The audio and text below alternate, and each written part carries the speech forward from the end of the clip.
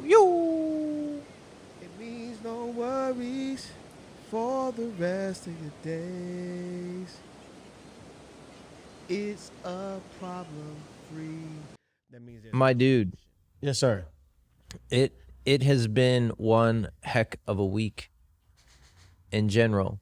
Yes. I feel like your weeks are like hustle all the time anyway. Yeah. I mean, you are what you eat. Yeah. And that's why I like to eat the hustle. You're right. You ever get time to relax? Yeah, absolutely. chill? Absolutely. Good. I plan Good. it Yeah. My weekly. Go ahead. Weekly. Yeah. My chapters in a day, Dave knows well, right? Like my chapters are in a day are in these like 15 to 1 hour blocks of time that I have moments that are usually full with dealing with other people and meetings and what have you, but that makes me happy. Me too. It makes me really happy. Like they be like, oh, how can you do this? And like, how can't you? This is refreshing. It is, isn't it? Solutions are so refreshing, bro. The problem solving aspect of being human is really rewarding whenever we get an opportunity to dig our, get knuckle deep in something. I think it's a special person, bro. Have we started? Yeah, we're Shit. cruising, bro. Okay. Surprise! Merry Christmas! Hey, I thought, what happened to quiet on the set? Quiet on the Actually, set. you know what I'm saying? What happened? No. And now we're here. No, we're shooting, but this is chill. We'll roll into the conversation. Yeah, we'll roll I into know it. you know You what you're just doing. relax, dude. You know how. I know you know what you're doing. I know. Yeah, this is like a social experiment. This is like a science experiment for all of us, right? We've been waiting to do this. We've done a few of them at the house over beers before. But this is different. This is where it's supposed to be. It's fun. No, Yeah. it is. It is. It's fun. Can I say something? Please? Thank you. Yes. Appreciate you, bro. Oh, bro, thank you. Cheers. cheers. Cheers with a social distance. A social distance. For those on record, while they're shutting down the state of California and We are whatever, social distancing. I don't even think the people that are being shut down know that they're being shut down. Listen, or when it's happening. Nobody knows. Nobody knows, dude. I went to a restaurant last night. We all went out for margaritas, right? And they were like, David, what were they saying? Okay, so we went over and she goes, would you like margaritas while you're waiting on the sidewalk? And we were like, we can do that? And she said, look, I don't even know if I'm going to have a job tomorrow. I don't even know if this place is going to be open. I don't know where I'm going to be, if I'm going to be making money. I don't know. If you want a margarita, I'm going to bring you a pitcher right now. Right. And so she brings out pictures of margaritas over at Las Olas. Is that the spot we went to? Yeah. No, we went to Anita's. Oh, yeah. I like that spot, too. I like Anita's a lot. But I'm telling you, Las Olas, they know us there and we know them well. Garcia's, pardon. But Las Olas is great down in Cardiff, too. Not going to lie. See, this guy always knows the good stuff. Not going to lie. You've never steered me wrong in anything. Cool. Dude, I'll take that as like an epic compliment. Like, I really, the restaurants, everything you. you've recommended has been like, okay, you know how some people be wrong sometimes? Like, I do. Yeah, man, the food there is dying. And then you be like, Yeah. man, this is horrible. I love it when you're like, somebody tells you how great this restaurant is and they tell you where to sit. They think they're the maven. And, they're the maven. And that's the character role they play in this life story. And so I love it when I meet folks that think they're that or they want to be that and they tell you what seat to go to and they're like, talk to so-and-so. They know who I am. Ask for, Billy Bob or whatever. And you go in there and they don't know who the hell Billy Bob is. What do you want, sir? Yeah. Exactly. We don't know who the fuck Billy Bob is. Exactly, dude. And you're just like, man, the sauce is okay. I wasted my time. Exactly. It makes me feel like I shouldn't talk to you anymore. I've been through that, right? I've been through that. I would never do that to someone like you. Now, there are people I would do that to. 100 on purpose. Yeah. So that, we don't clog up the capacity of the places I like to go to and bring my boys to. You know what? I would still take somebody to Denny's and drink just water while they pig out.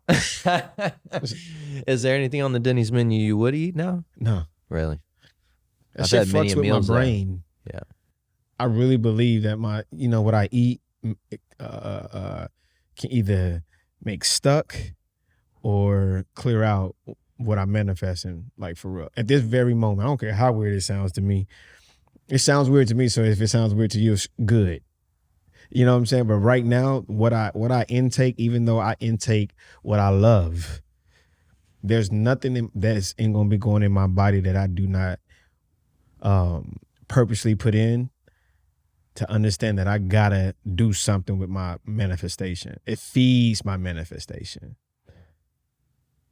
This talk about manifestation gets me all stirred up. You know that. You're trying to push my buttons, aren't you? You know what I'm saying? That's like crack to a crackhead right there. You know, as Quantal was walking out, this is so ironic. It's so ironic because as Quantal was walking out, a close friend of ours, just, I don't know, Shout out to Creative 30 more. Brew. Yeah, cheers Shout to him. out, Cheers to shout Quantal. out. Dr. Q. So Dr. Q was in here 30 minutes ago and he was walking out and I was like, I hey, missed him. you got any questions for my boy Brian for our podcast? And he thought about it good, long, and hard. And on his way out, he's like, hey, ask him how his jab is. I'm going to let him know it's all right because he just threw one. Nah, that's good. That's good. You know what? That's good. Let me tell you. Can I real quick with Please. Quantel? I still can't even say his name. I call him Q Mr. Q or Dr. Q. because I be messing up. I be messing up. But can I tell you how solid this cat is, man? Because you know him differently than I know him. Like, I really don't know him. I just know anytime we've encountered, it's like we've known each other for 20 years. Like I would trust this man with my life. I don't know much. I just found out, I knew he's from the South. I knew he does a little this, a little that. I didn't know, like, but you when you cross paths with people that you just know, like if you're in a good spot, if you know you in a good place, bro, and ladies, I don't care who y'all are. You get what I'm saying? When you know dogs, cats, caterpillars, I don't know. When you just in good spots with yourself on a normal basis where you don't need anybody around you to think you good or to think you're worthy or to think you're valuable, you attract people that as soon as you meet, like eye contact, first second, 2 second, you can fall in love with that person. And not even in the sense of intimacy. I'm talking about in the sense like I can trust you with my life because I know. Yeah, I do. It's almost like you feel it on a level deeper than what you can actually understand. And it's almost like it's on a cellular level. It's fucking weird. You know what I mean? Almost like a cellular level that you feel something.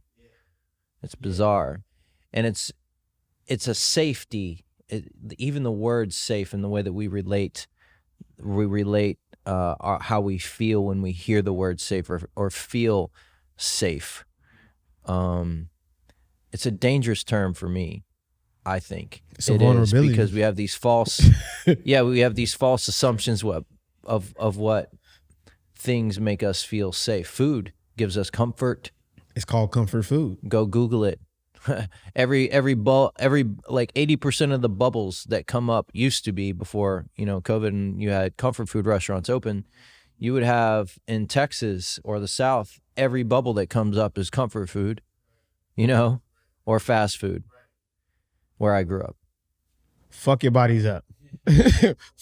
You can not only does it taste good, you can make a lot of money doing it. And it fills you up and it makes you feel comfortable, which makes you feel safe. And it's fucking you up. So there's these it is, and there's Am I allowed to say that's that? why that word's safe. Yeah, of course. Say that? You're allowed to say anything I'm you just want. making sure I don't want to.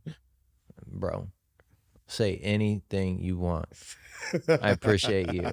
But the word safe is very powerful because I'm learning this a lot in therapy, actually, where, you're ex-military, so you understand.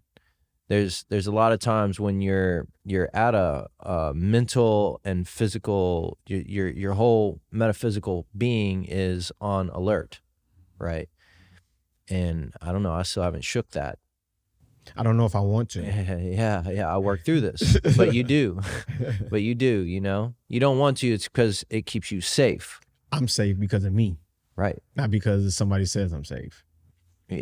And that alertness, that constant awareness, that constant defense, constant seeing weak spots, seeing weak points, seeing where there's opportunity, right? Your whole life, I'm going to imagine, and we've lived a lot of lives, but just the military piece. Right. We gives already you know. That edge, the training on how to be that. They never teach you they never untrain you on that.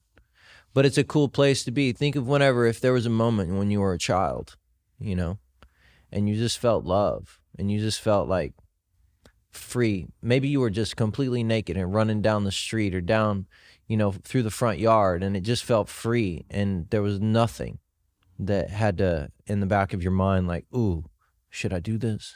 It was just like, this is great. That's safe.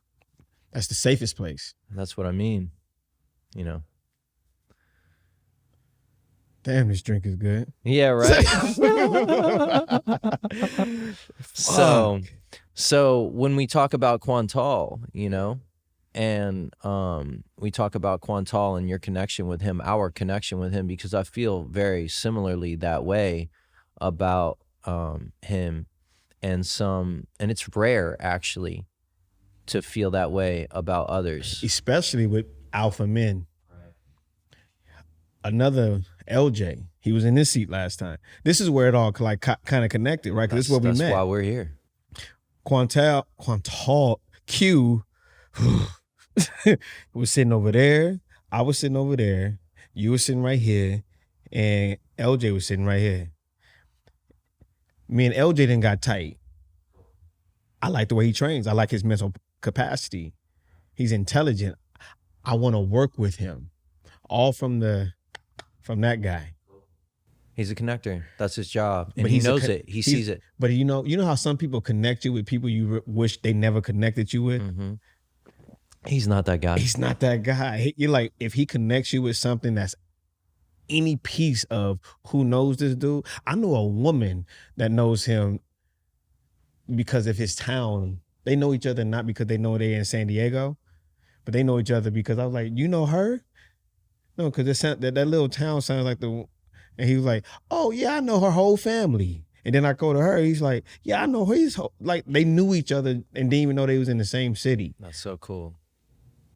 He was like, oh yeah, she knew more about Quantal than me. She was like, oh yeah, he's a state champion wrestler. Oh, he known around the whole town and and my grandmama know. I'm like, what? This dude, right? And they're not even close in age. Have you watched our podcast, my podcast with Quantal? I have not watched that one. I highly recommend it. I shall. You learn a little bit about you learn a little bit about the superhero behind the mask, you know, of human that guy is. Yeah, he's a superhero. I mean that when I say it. Reese does too. We talk about this all the time. He doesn't. He's the one. The meaning, you know. All superheroes don't wear a cape. No. If you really want to meet one, Quantal. And I won't release this before Christmas. How about that? I'll try to, but let me release it before Christmas, or I can cut this out. But I already know what I'm getting Quantal. It's some superhero shit. Dr. Q. I'm gonna get him some threads with Dr. Q on it.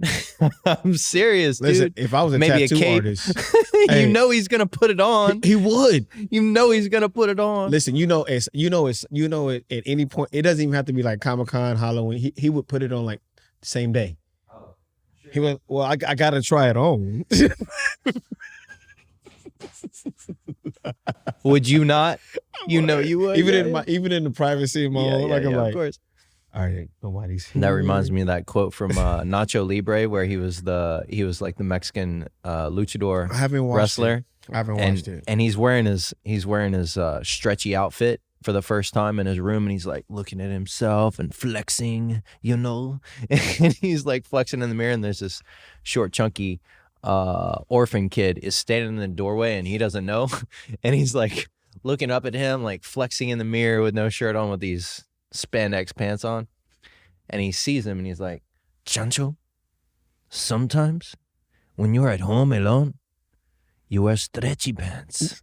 And I'm like, that's true, man. It's true. Do you have a pair of stretchy pants? I do. Yeah, okay. No, for cold weather. Okay. They're called long johns. No, I'm talking about like, do you have a pair of stretchy? Nope. Oh. Yoga pants? Man's yoga pants? I don't. I don't, dude. Logan. What? No, I'm telling you. Dude, we got to get confirmation. I'm just telling you, dude. Dude, you can call her. You can call her right now. Do you think he had? I don't know. No. Do you think he has some hidden? There's a possibility. Okay.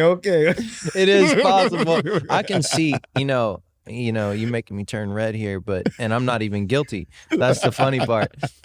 However, I can see how you would believe that or might think that I would have stretchy pants at home. I do. Mm-hmm. I've tried on girls' stretchy pants before. There it is. Yeah. So do you have you? No. You ain't never tried on girls' stretchy pants Never. before? Huh. Dave? Man.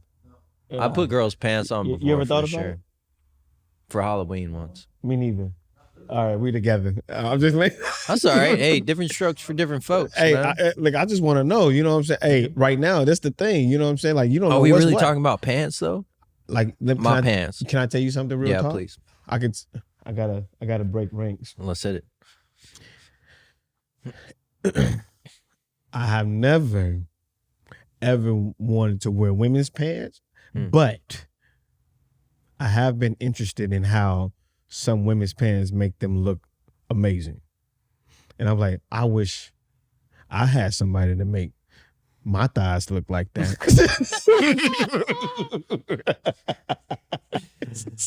Nah, well, I'm gonna go ahead and say, like, that's not why I tried on women's pants, was to make my thighs look amazing.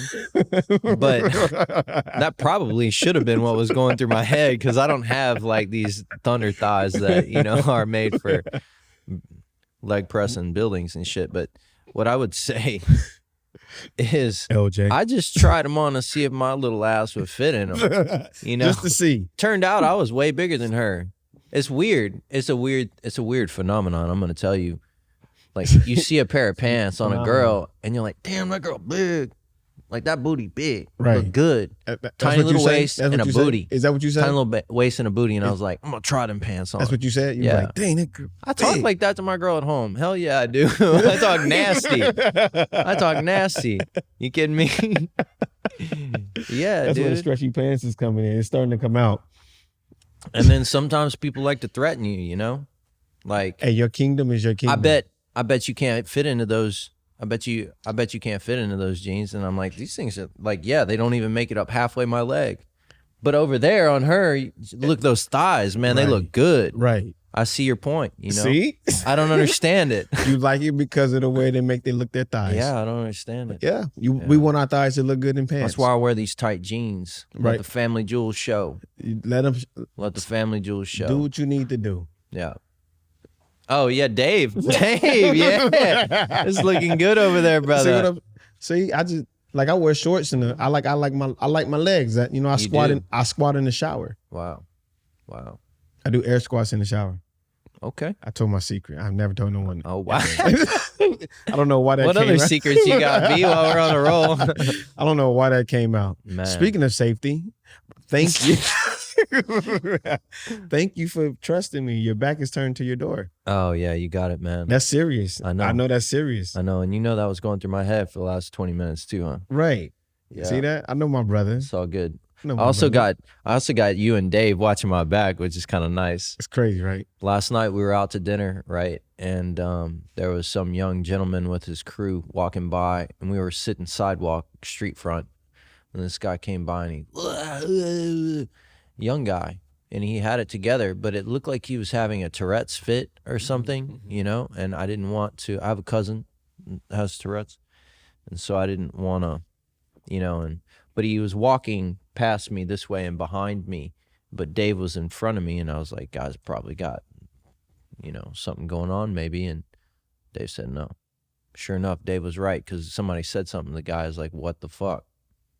And the guy, shoulders to his ears, chest down like this, start high stepping in a big U-turn, comes back with his fist balled up like, what, you got something to say? And I was like, oh damn, all right.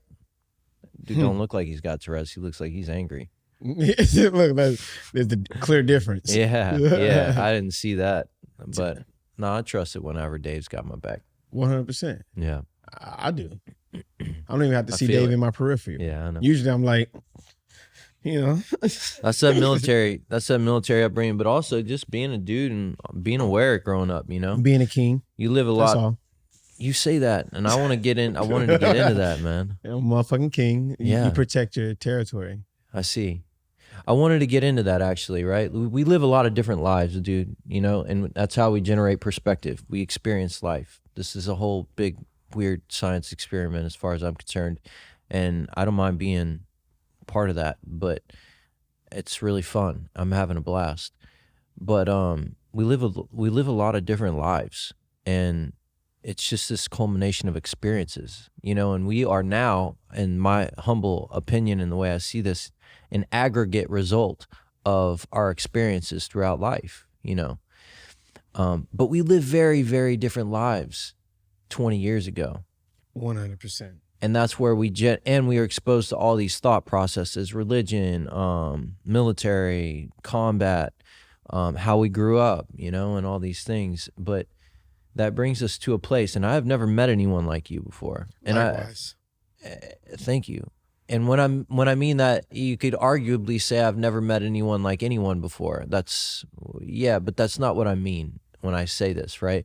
You intrigue me in a way that I haven't put my finger on just yet, and I hope that I never do, because those are the kind of people you want to keep around. That's what I'm talking right? about. The ones that you continue to grow and learn You're from. like, right.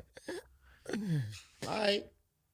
And you say this, kings and queens, a lot. And I heard you explain it one time at dinner with my current, my like current soul. Like, she's my girl. I love her. You can tell. And then that was the first time they met one of my ex-girlfriends. Mm-hmm. Like, she did meet her, and we were together, and you came and met us. Yes. The was outcome magical. could have been weird. It was magical. Given the situation. It was magical. But it was a magical, and we got into it with two very intellectual queens. 100%. That's how it should be. Sharp, powerful, That's how it should intellectual be. queens. Yeah. And you kept referring to kings and queens, and I wanted to dig in. Like, where's the perspective come from? What step in life brought you to that, do you think?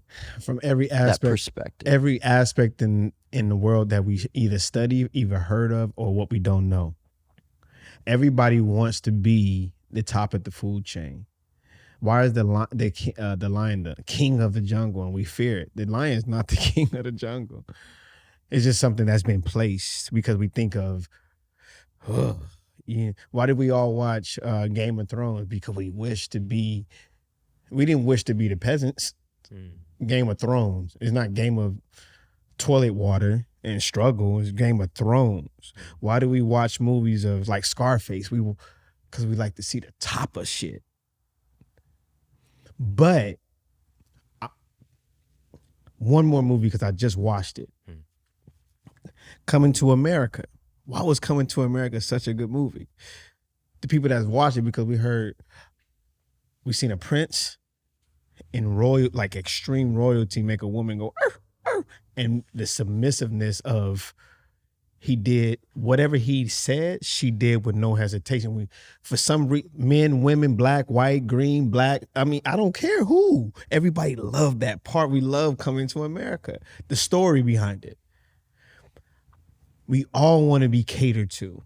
We all want to be loved. We all want somebody to have our back. We all want somebody to be able to protect us. We all want to have our families protected. We all want to be something that we can give and give and give. We all don't want to struggle. We all want to own land. We all want all these things. That's royalty. We want these things. Why is everybody upset about the presidency? You know why people want it? You want to fly on that jet. You want cooks and maids and convenience. You want to be able to get, when you pull up, you pull up. Yeah. You want to be able to go to Dubai and sit and chill out where you don't have to worry about I'm nothing. not gonna lie, I want all that shit. hey, look, but I also want the beach. I want to walk barefooted from my shack down to the beach and not have to think about anything. Safety. It's the same thing. Safety. You said it before I could. Safety. Yeah. Why is wealth so hard to attract, but seems so easy to gain? It seems like it's easy to make $83,300,000 a month in 12-month period that makes $1 million, but do you know how to get it? Mm-hmm. It's easy to say, yo, I want to be a billionaire. Somebody did a name of from the South Side of Chicago, Kanye. He did it. Not the first graduate of a degree of a medical doctor, or the first man that got a good job, or the first doctor in the family, or the first judge in the family, or the first. No. He said, not even the first millionaire. He says, I'm from the hood and I'm going to find my way to $1 billion. And he's not dead. No. Tyler Perry did it. Yeah. JC did it. Mm. And I'm not talking about people in celebrity. I'm talking Will and Jada did it. I don't even know what's going on after the entanglement thing. Yeah, but they weren't born in a celebrity. These are people from the streets. They had to eat it. These are people from the streets. Let's be real. 100%. Look at Diddy. Yeah. Look at 50 Cent. Yeah. These are all, and I'm saying this to my people right now, because you see where we at right now? Logan's my brother. Straight up. This is my brother. And the same. And I know at any point I can call this man at any time. Same. So therefore I trust him with my elevation. I don't have to worry about nothing. Only going up. It's only going up. Those are people, those people that you see and you idolize, and you why do everybody want to be Michael Jordan? Because he was the best. But he worked for it. He ate it. He did what was he made the connection that he needed to make. He was the person that he needed to be. He was the king. And he was. You're right. He was the king. He's still the king. A modern day king. Mike Jackson, king. Prince, king. Elvis, king. I feel you. These are we can go all the Hitler, he was the fucking king. Word. And so when you refer to us in your mind, right? I don't want to get off into, the weeds of it, but it's just so interesting because when I hear you say it, I don't know how to receive it, right? Because in my world that I grew up in, and the world that I try to be in so often, because my dude, don't get me wrong, I have excuse me. I went out and bought my dream car when I lived in New York. I owned multiple investment homes in Texas, all of which cost me under $100,000 a piece, and all of which sold for way over $250,000 a piece when I sold them. But these were investment opportunities that I was able to leverage, and this isn't a bragging right. These were decisions. Results. These were decisions that I made. These were thoughts that I have that was going to help me achieve more wealth, monetary, financial wealth, right? And then have more capabilities and more things. Those things was more like, to me, capabilities. I hold a high respect for those things that have integral elements of efficiency and power. Yes. And motivation. And I would put my time towards those things and start creating companies behind my own ideas. In fact, I sold everything. I liquidated all of the homes that I owned in Texas to move to California to surf. There it is. Because I invested in myself. And then I started a couple of companies here. But I put my money there. That's where I was putting my money. The jets, the planes, the Bali, all that, I want that too. If I could make the figures, you know what I mean? If I could make the figures to make that work, I would do it. And I think that you're absolutely right. But when I think of like kings and queens, I feel like there's a pedestal, there's a vision of what a king and a queen look like to me, and they're sort of towering over everyone else. And it puts a weird thought into my mind. But the way you just articulated what you mean by the basis of that is my conditioning sees it as that. And that's why I wanted to talk to you about it, because I feel like everyone, we are kings and queens of our world. You know what I mean? We are. We're the number one character and the number one fan. 100%. when you're born, when you've discovered life by conception of two nations. That first breath, right? Right. Yeah. That's two nations. A man and a woman has a family, brothers, sisters, but it consists. This is how I look at it. When you combine two things in anything, it creates something new. There's no question in that. You agree? Agreed. If you can put oil and water, it's not oil or water. It's oil and water. It's oil. Even though they separate. They separate, but it's not usable. Correct. It's something different that is not usable. 100%. Right? You put a man and a woman together that he comes from over here and he has his own thing going over here. She comes from over here and has her own thing going over there. So you say, hey, we're going to take all of that, what we know, experience, our DNA, our roots, our experiences, our memory, our thoughts, our beliefs, our religion, our color, our everything, the way we eat, the way we do things, the way we want to live, our goals, our inspirations, our aspirations, say, we're going to conceive something. We're going to bring all that together to create something new, which is a child.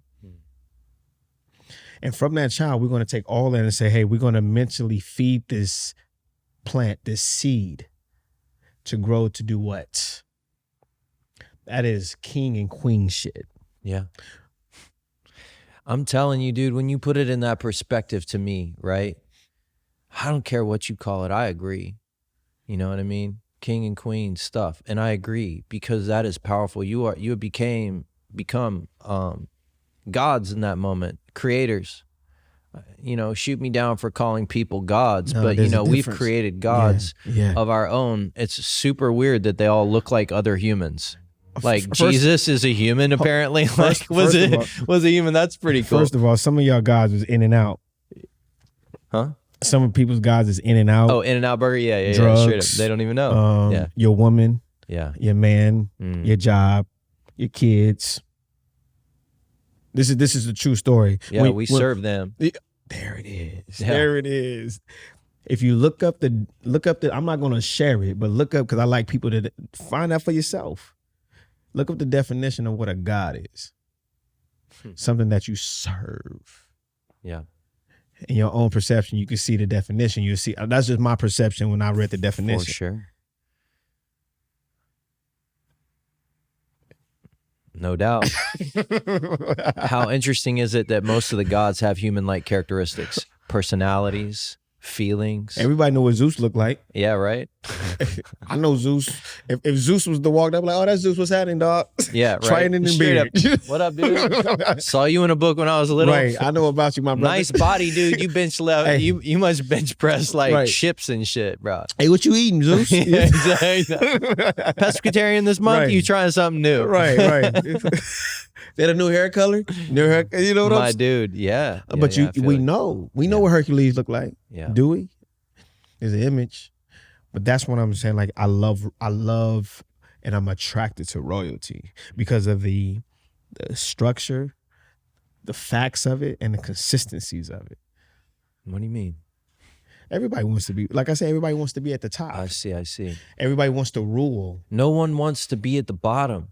Do you want to take care of your family the best way you can? Yeah, of course. Do you want to take care of everybody? If you had the assets, the resources, the strength, the mentality, and the expansion to take care of everybody that you've ever bumped into, loved, liked, hated, the everything in your partner with, would you?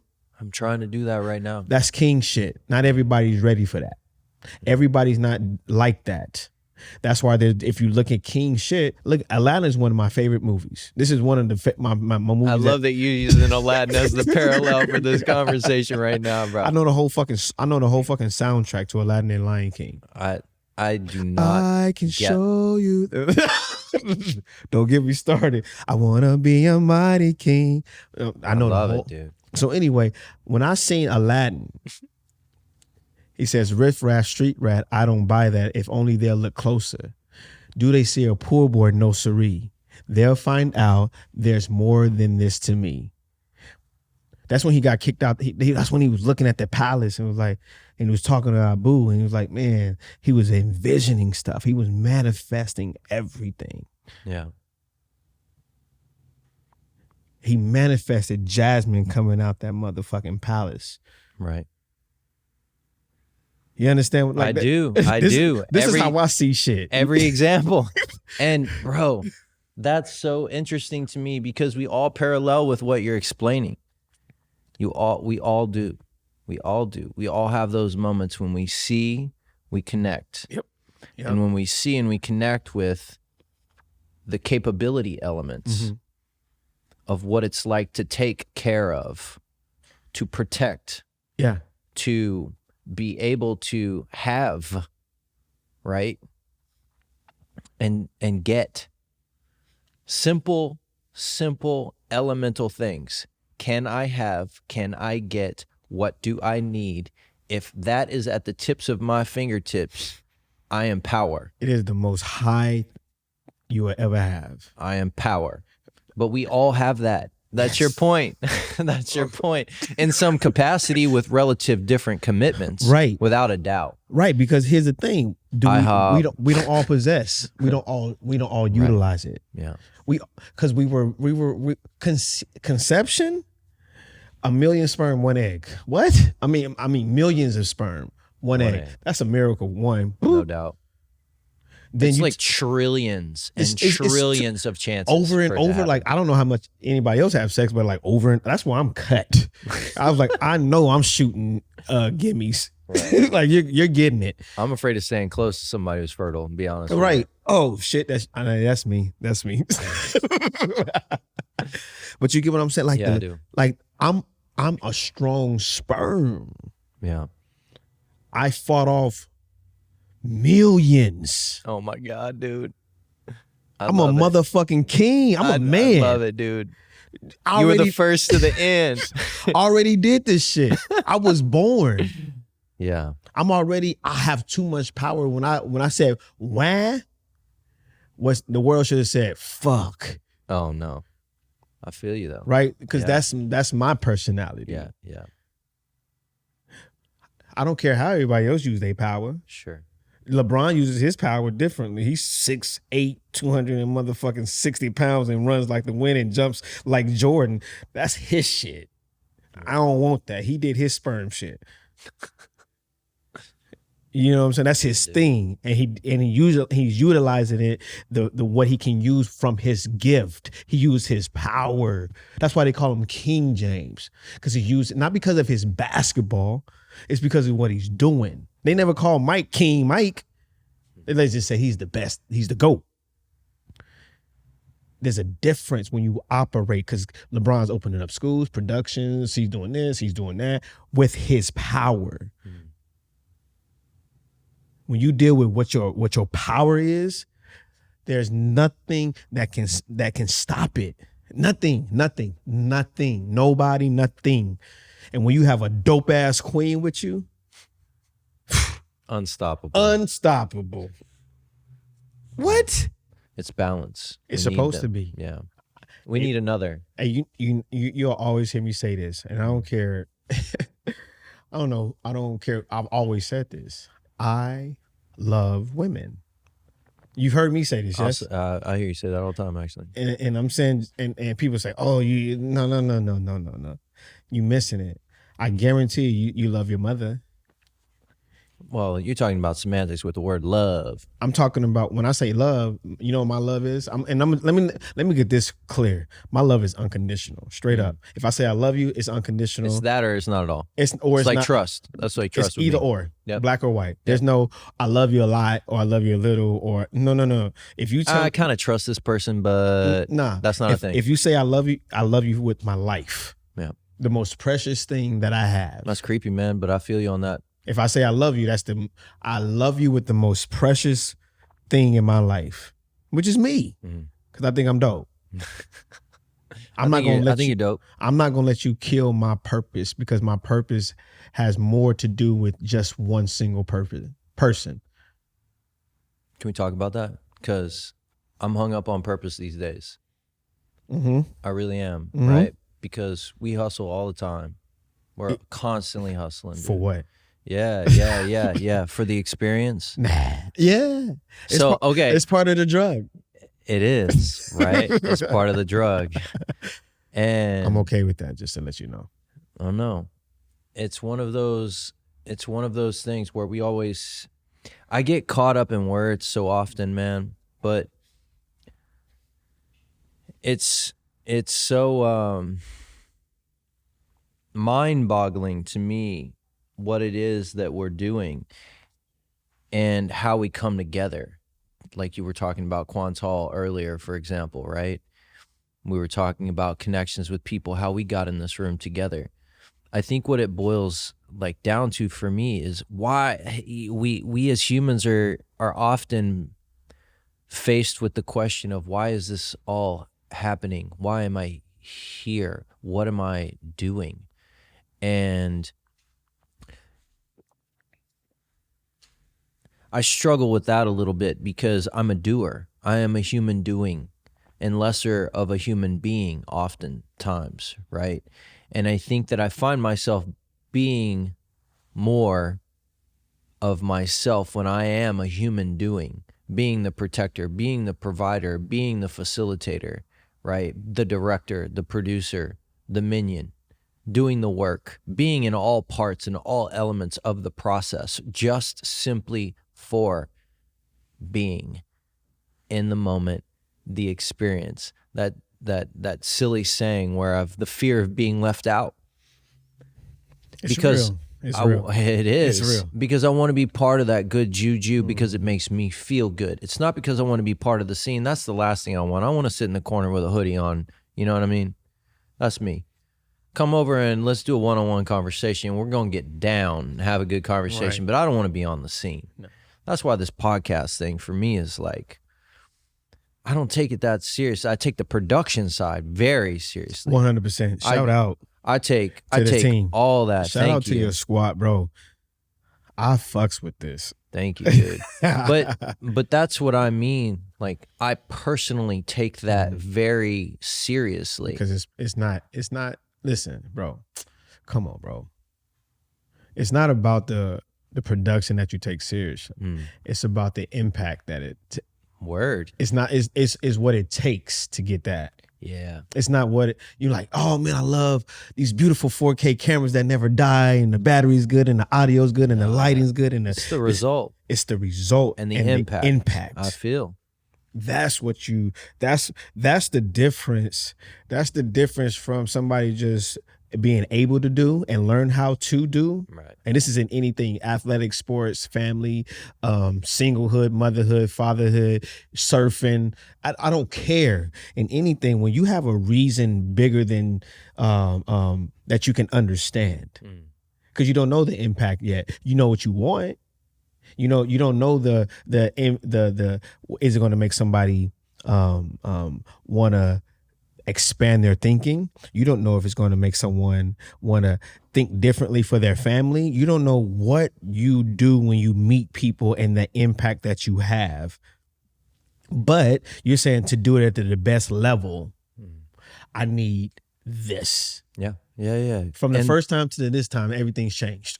That best level, and that thing that you're talking about is what drives me at the very core, which isn't about that level, but it requires a level of understanding and all this stuff. But what I want to translate the word level into in this conversation is connection with people. Real people. I want to connect with all people because all people are real. And if I can get in there and any little thing might hook and say, dang, I hadn't thought about that before. Because my dude, when, because you know what it's like to be young and misguided, right? Yeah. Don't we have a little understanding of this? We know what it's like to be young and misguided. And sometimes I think, right, like, I don't want to redo. Like, I don't want to redo at this gig of life. This has been a bitchin' run. The best run. I would never replace a Miller moment, you know? But what I would say is it'd have been real cool if some cat or woman, whoever, had come over to me whenever I was young and said, look, it's cool to be whoever you want to be. It's cool to be weird and eccentric and creative. It's cool to tap in and connect with people rather than be or try to be what you think they want you to be. And show yourself, express your thoughts, express your wisdom and your like awareness and your thoughts about life as a young person. If someone had said that, I would not I don't know if I would have been open enough or even thoughtful enough to really absorb that. I feel like I might have been. But my goodness, if someone I respected had done that for me, I tell you, as we always say, if I knew then what I know now, right? Mm-hmm. But not to be cliche, it's just, gosh, if I could just impact someone and maybe at that moment in time, they might have the mind for it. Man. If I was my own mentor back in the day, yeah. Like if I knew all the bullshit mistakes that, like I'm like, don't you do that? You gonna fuck up right there. That's gonna be a real tough one. Why don't you do this? Not because it's hard for me. I can say this to you. It's hard to. Nobody sees anything from your eyes, and nobody feels anything from the way you make it feel. They can only empathize. Right? Nobody can. That's absolutely true. So because they're not you and they didn't live that. Right. You can articulate, oh, this is what it feels like to be molested. You can say, oh man, this is how it feels like to win the Super Bowl. This is how it feels to never have to worry about a money issue in your life. This is how it feels to struggle for every single breath of air. You can only, the only way to experience those things is to actually go through it. So when we say, hey, I want this, I want that, I want this, I want that. You have to say, I'm willing to experience this and this and this and this and this and this and this and this and this and this and this that I did not know to experience that. Totally agree. Do you ever actually go through that thought process though? Like, I'm willing to experience this. No. You don't. You don't.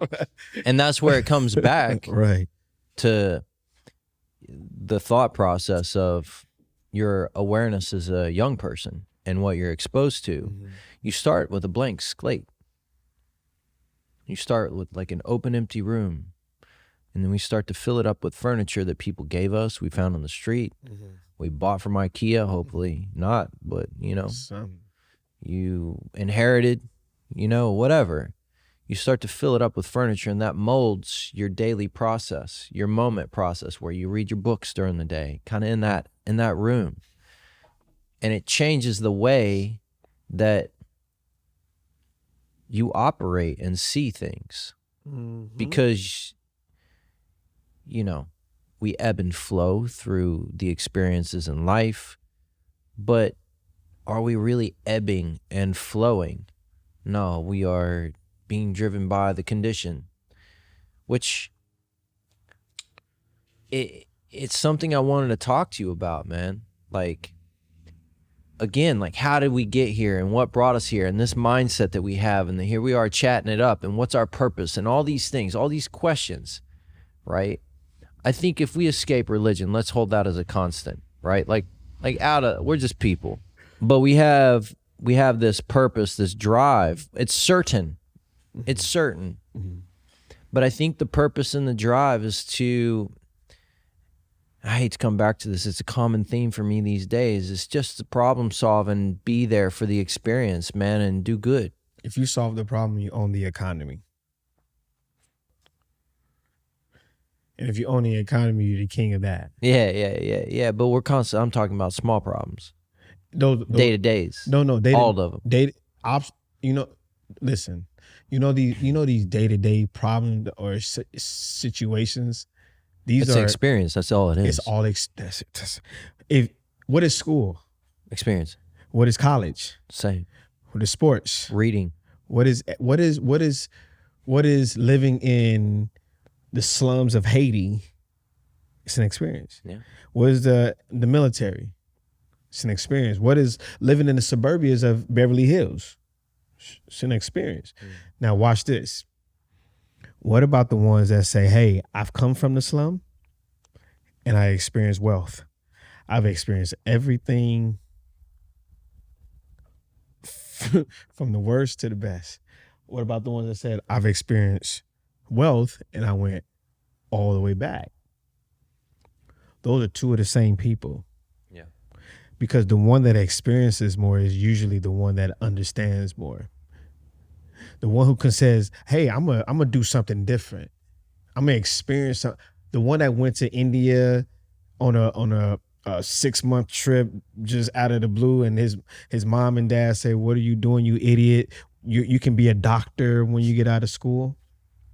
We have the funds, we have the everything. What are you doing, you idiot? No, mom, I'm gonna go backpack and be a rapper in India. I'm gonna learn the language and then I'm gonna rap about it. Word. A little different from the guy who grew up in India. Right. Experience-wise. It's totally different. Totally different. Word. Why do immigrants come to America and rule everything?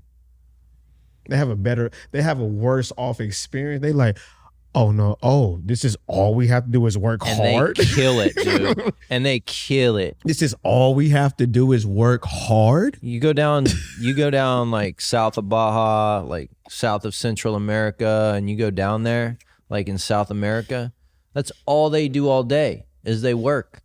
There's no sitting in like just in the hammock all day. No, they're sweeping. Everybody, They're whole family. All the time. Grandpa, great-grand, if you're alive. There ain't no TV. MTV. What did you watch the Video Music Awards? Yeah. What? No. What? What are those? Yeah. So who is the baby? So it's no doubt we have this world full of like all these different people from different experiences, different upbringings. Like it's the journey. It's this gig is cool. Yeah, it's fun. Yeah. Based on the, trillions of chances that we had the opportunity to come out as something different, but this is who we are. And this is where we landed. This is where we're allowed to be, bro. Blessed. Man. You remember when we was having that same conversation when we was at the restaurant? Yep. I said, bro, you blessed. Yeah. And his humble ass, man, I still got work to do, and I worked for it though. No, dude. and I'm like, bro, you like that's the beauty I about lived in trailer parks as a kid. See, that's man. what I'm talking about, because you experience shit that you don't want no more. Yeah. And here's the thing, here's the drug. I love this drug. The drug that wants to elevate to the death, to experience things that we haven't experienced. Monday and Tuesday should not look the same. No. 3 o'clock and 4 o'clock should not look the same. Any moment, every heartbeat is not promised to me. I can die right now. I can stop breathing right at this moment and nobody knows what to do. Because you don't know what's going on. So therefore, every fucking heartbeat that I have, every breath, every blink, every moment I get to move around and do what the fuck I get to do and enjoy this fucking life. The experience. The more I get the experience, I'm gonna experience to the fullest. True. Whatever I want to do, I can do it right now. I promise you. If I want to be a motherfucking NASCAR driver right now at the age of 36, I guarantee there's a way. Pull it off. 100%. It's a pretty cool world we live in. Man. I don't want to. But it's plenty of people that's doing it. I might pull that card. It sounds fun, dude. That might give me that first clap. It's the Bali, huh? You get what I'm saying? Might as well. What can't we do? Muggsy Bogues, they said short people can't play in the NBA. He says, fuck that. No doubt. I'm going to win the dunk contest with Spud Webb. Spud Webb say, what? Huh? What? Yeah. Michael Jordan jumped from the free throw line. They ain't seen nobody do that since Dr. J. Yeah. I believe I can fly is because Mike flew.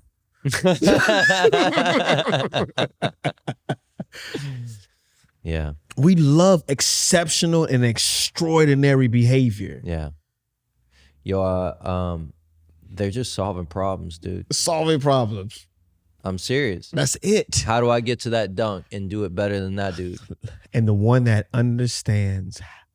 So, I've always been a studier of victory and losses. I study losses.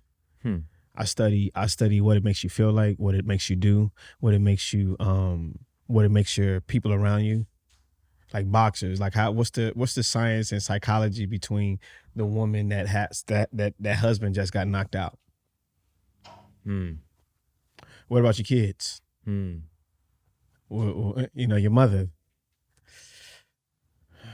Nobody wants to be that. Nobody wants to be that, right? So I've always been a studier. Like, I don't want to feel that. That's why I love to watch championships. I don't care if it's soccer, baseball, basketball. I don't care if it's American Idol. I love to see this is the head-on competition that says I am the best. Because nobody wants to lose. Nobody says, "Ooh, I can't wait to lose." You may not want to win, but nobody ever says, "I can't wait to lose." So I always know that Mike, this is what I'm getting to. Mike is the best, the GOAT. The GOAT. Let me tell you why. He was a trailblazer of how to do it, how intense it makes. That he said, I don't care if it's my family, my teammates, my wife, my son, my dad, my teammates, my coach, the owner, the GM. I don't care what the fuck y'all think. I am a winner in everything I do, even when I lose. You will respect me no matter what, because what I say is what I mean, and what I mean is what I say. That's why he's the GOAT. Not because he can shoot. Not because he can jump. Yo, I learned a long time ago that skill set does not make you. Skill set gets your foot in the door. Then Gets you looked at. Then being a leader, that is what makes you. Right. You ready for this? Yeah. And there's a point at which your skills don't even fucking matter anymore.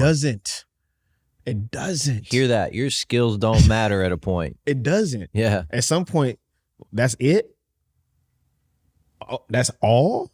Any fellas ever heard their girl say that?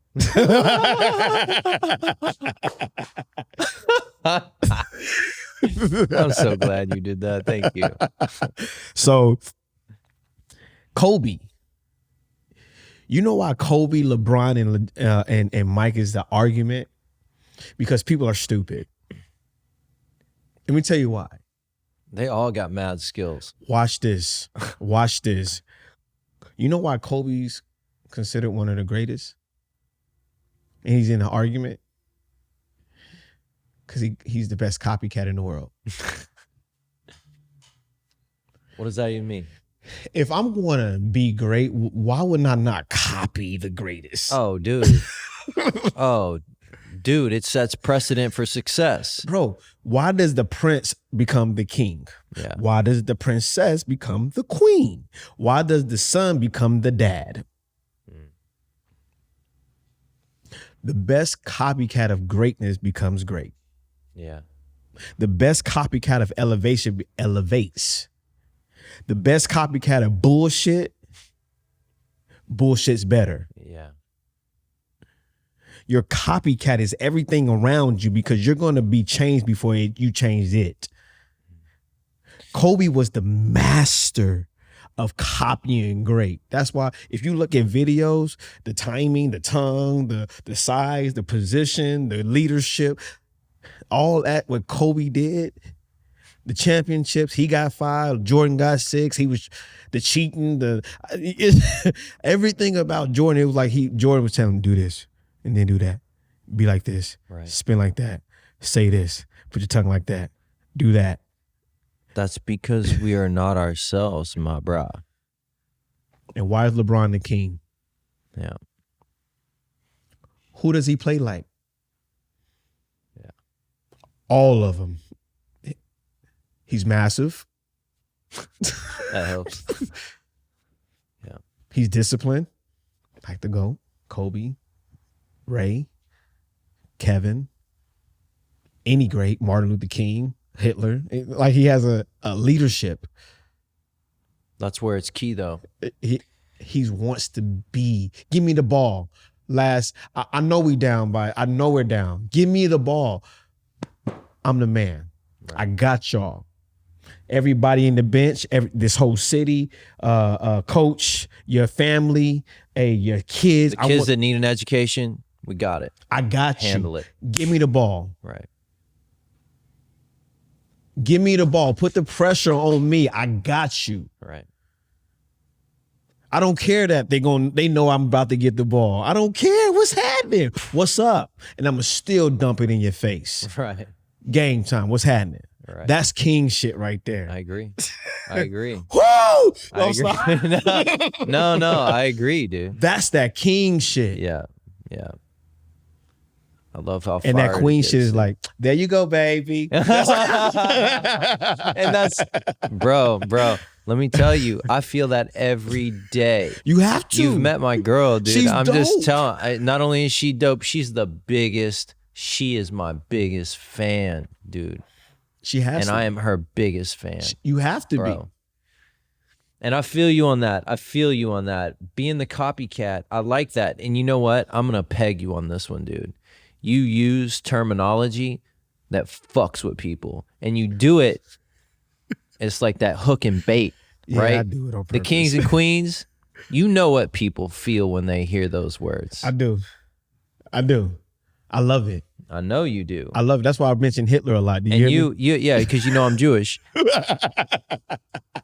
You ever see my fucking nose? It's obvious. It's obvious, dude. I love mentioning shit that stirs people. Because I'm like, what the fuck does your disturbance mean with me? All right, Kevin Hart. Trying to get up in somebody's like, G. No, yeah. That's it, though. That's it. Because man. I want somebody, because you do it to me. Yeah, no, I feel it. You do it to me. No, because that means, you're on the level. Yeah. We're on the level. I ain't no bitch. No, we're on the level. And you're not no bitch either. I swear it is. And that's where it is. That's king shit. And the thing, dude, is how do we get here? Quantal. I know. But when we say how did we get here, what I mean is you grew up in Chi-Town, right? Yeah. Secretly too. Man, it's a story, bro. It's such a story that I've have unleashed to like my friends, my family. Yeah. That they didn't even know because they was paying attention to the wrong things. Mm. My mother doesn't even know who the fuck her child is. Yeah. The wife I've had for 16 years. It's supposed to be 17 on December 19th. We don't know what the fuck we doing. You know what I'm saying? I just know that I'm on my king shit. You're working it out. Is there another way? I love what I love. There's a situation that I've had in my relationship that made me understand differently the experience. Mm-hmm. I've had 2 women and loved it. And I'm talking about these are the best times of my life. You heard me talk. I do believe when you can have a group of people that love each other unconditionally, the more the merrier. I agree. And I love women. That's called family, bro. That's fucking family. I don't mean to make it weird or incestual sounding because that's not what you're talking about. But what I mean is if we want to cross over love for a mother and love for a lover, mm-hmm. love for a mother and love for a lover are completely different types 100%. Of love, but we're using the same word. But it's the same word, but is it unconditional? And the experience can be completely different. And that's what you're talking about. Any woman, the more the merrier, around me, you would know she was my sister, my mother, my cousin, my lover. Treated the same. My wife, my ex-wife, my ex-girl, girl I just met, my business partner, assistant. You wouldn't know because I can't say I love somebody with my life, my business. If you're a woman or a man in my space and you know shit about me, we have to love each other. Yeah. Because I don't want you in my space if I don't trust you with my life. Yeah. Yeah. So the lines become very blurred. I love like a motherfucking king. If you in my fucking circle, you gonna be good. I feel you. Yeah. I feel the same way. I think you know that. That's why we're talking about it. That's king shit. Yeah. Yeah. Two kings instead of colliding, but being compatible. Yeah. Oh shit. Yeah. Oh shit. Yo, my therapist and I were talking about this the other day because I worked through some things. And when you're ready, I can give you her number if you just want to chit chat with somebody and get your mind and like have someone offer perspective in various ways of spirituality and existence. And that's a lot of what we discuss, actually. This human being and human doing balance is something that I discuss with her often. And she said, well, and we were working through the safety topic, actually. How do you feel safe? So you don't always have to be on cue. Maybe you can take a nap on the beach someday. Nah, not in the cards for me for the last 40 years. It just ain't going to happen. Probably not for the next 5 or 10, but I'm working on that. I want to be able to relax and take a nap on the beach. Real relax. Yeah, real style. Relax. You're like, be one. What, can you do that? No, I don't know. I don't. Oh, shit. Do you want to? I'll be tired as fuck. But like, I doze off, bird. Oh, yeah. Yeah, is somebody gonna attack me from behind, kind of thing? So yeah. We work through that, and she says, "Well, think of someone who makes you feel safe in your circle." It's always a woman, right? It's always a woman. Or what about your best friend? It may be a woman. Yeah, I'm gonna tell you, it's always a woman for me. It's never another person that's not my lover. And I don't have a sister, but men have a different, I think that's an interesting thing that you bring up from a gender profiling perspective as something we like to avoid from a PC perspective, but there's a reality to it that we cannot dismiss. Nope, it's consistent. It is, yeah. And it's not modern. It's actually old as fuck, and we're soft as fuck. We're getting soft, pardon me, everybody. But I think we're getting soft, and I'm not suggesting that gender roles should define who we are or define society. Let's get that clear. I'm not talking about gender. No. Oh, you should do this and you should do that. Yeah, no, we're not talking about that. People are different. 100%. Just like sexes are different. 100%. And genetics, it's just science, y'all. But I don't think I feel that carnal trust the way that I do with my lover and my girl than I do with anybody else. You can't. A mother, even a father. You can't. Yeah. You can't. I can tell you the closest thing that is close to your lover. Anybody that you can trust with your life. Military man. Yeah. You don't know Sergeant Whoop Whoop Whoop from such and such. Yeah. He's telling you, hey, go over there. You like, man, they shooting over there. No, I told you, and you go over there, and you go because of the training that you went through, the pain that the struggle and experience created a safety. When you with somebody that you can say, hey, I'm vulnerable with you and I trust you with your decision, your words, your actions, your family, your moves, your vulnerabilities. When you say I can mix my weakest points with my strongest points, known and unknown. The man with the rifle when you're back to back and when they was in Vietnam, like that's why they're so, like people that's from Vietnam stuck so close all the way to the death is because they were back to back when their life was on the line. Yeah, they were.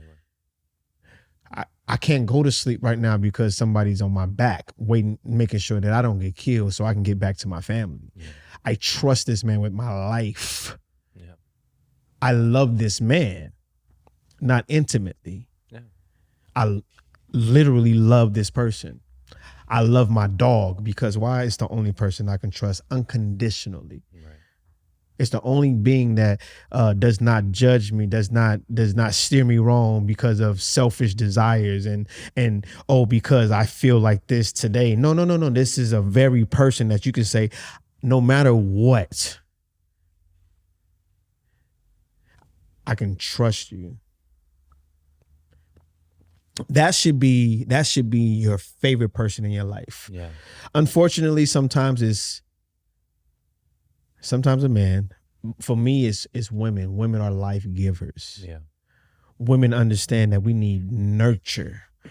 For men, I'm talking. I don't know what mothers do for women.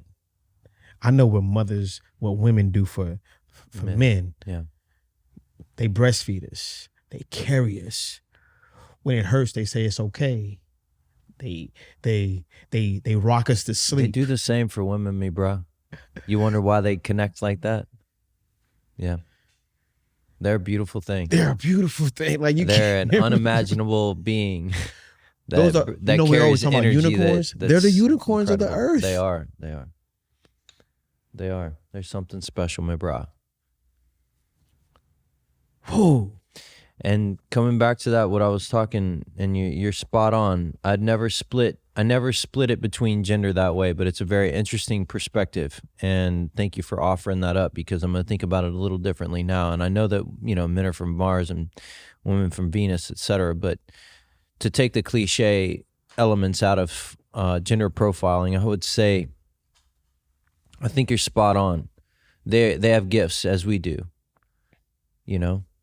They have gifts as we do. And, when you're in combat, like I was for 11 months nonstop, you see your brothers in arms that way, that love, That may be the last love you feel in your mind every day. There it is. And that's what I was going to bring up a little bit is it gets so real so quick when you feel like the last love you'll feel, you want so deeply to connect.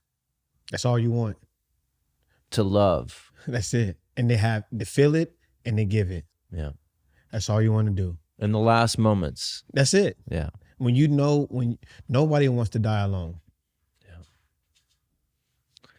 Like at the end of the day, excuse me, nobody wants to say, I died sick, hurting, cold, and alone.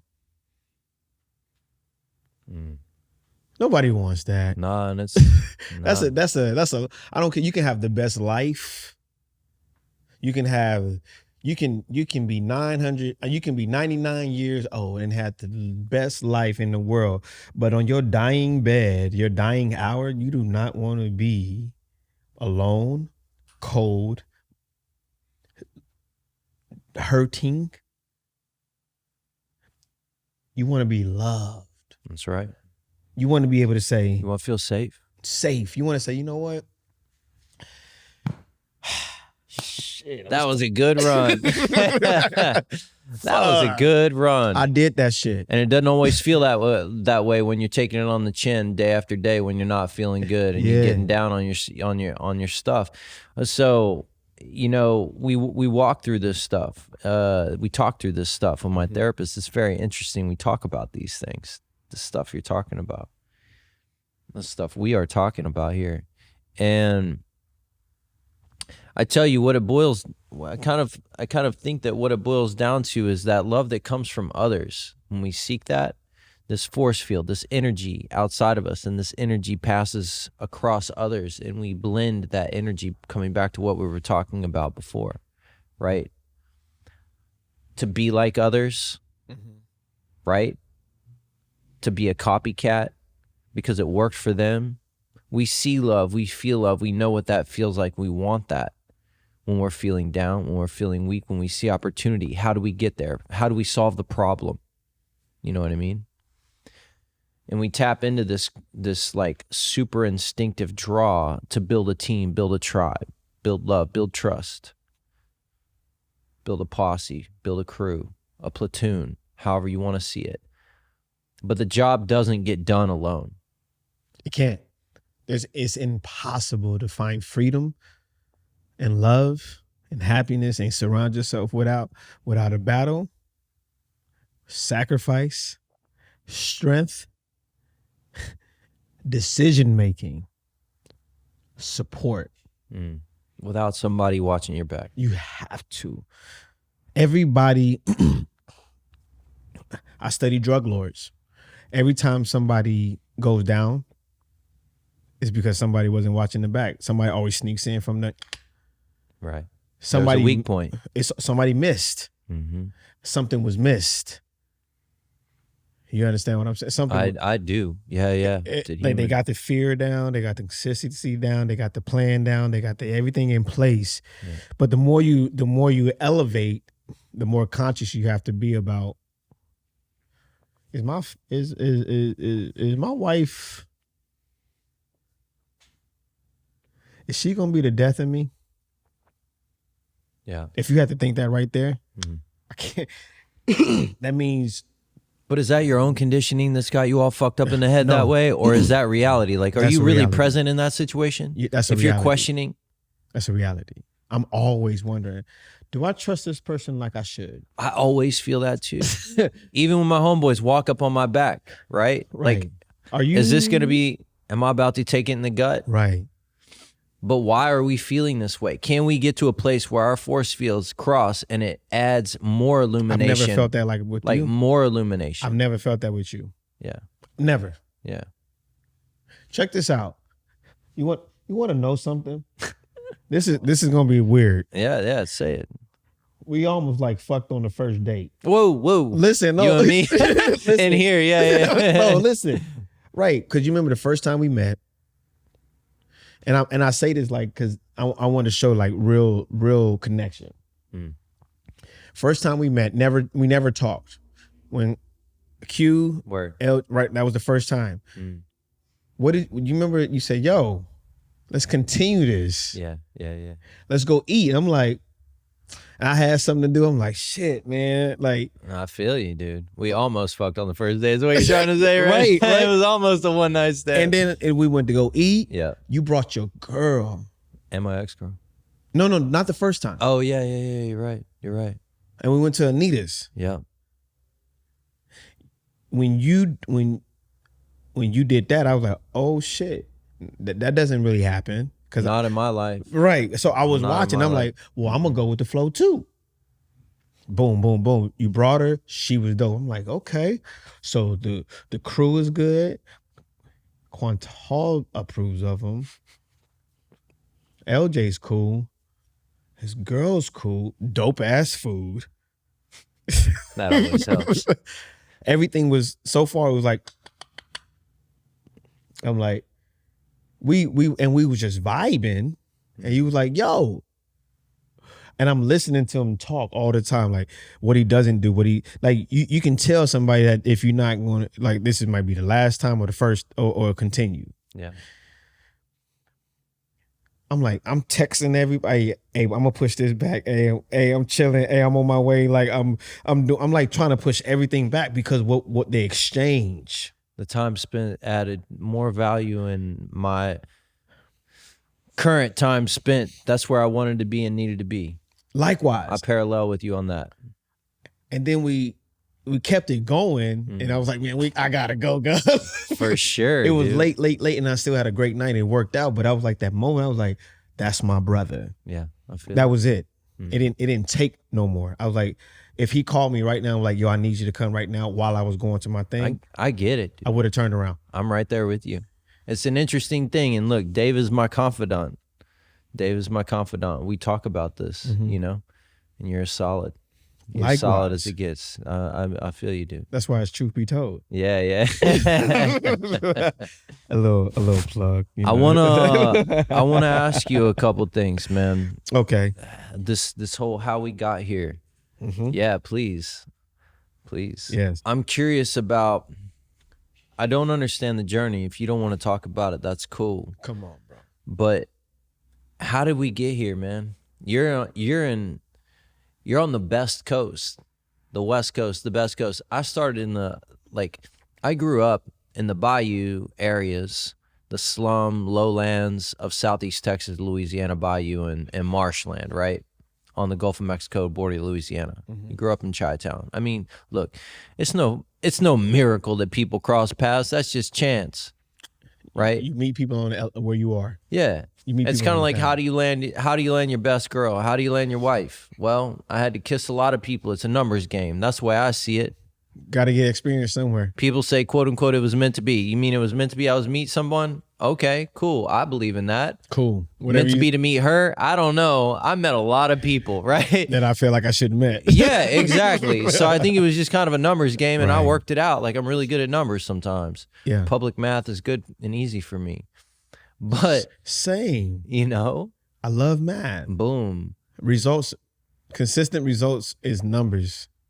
There's an equal sign in there. It's always an equal sign. I love that equal sign. Like, that means we came to a solve or a solution happen. That not being what's after the equal sign, long as it's something after the equal sign that you can produce into the equation that started the problem. I'm all about solving circular reference issues, bro. I can handle that. I can handle that. I love it. Like, okay, can this be solved? But this whole experience, man, everything we've been talking about, we've got parallels, we've got examples of the kings and the queens, the gods. I love hearing you use this terminology. Well, but I mean, it makes sense. And we